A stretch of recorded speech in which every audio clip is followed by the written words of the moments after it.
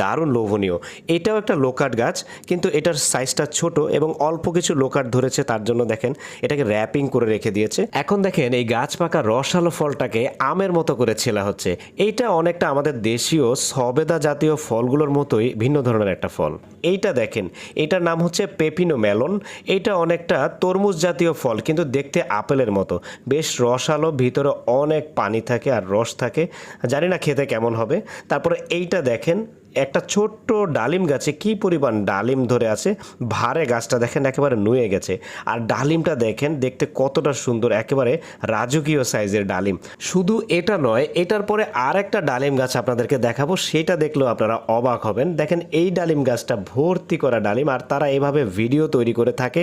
তার কারণ হলো বিভিন্ন ভিডিও তৈরি করার মাধ্যমে তারা সোশ্যাল মিডিয়াতে তাদের বাগানের এই লোভনীয় ফলগুলো কাস্টমারের কাছে বিক্রি করে থাকে এবং হোম ডেলিভারি দিয়ে থাকে বা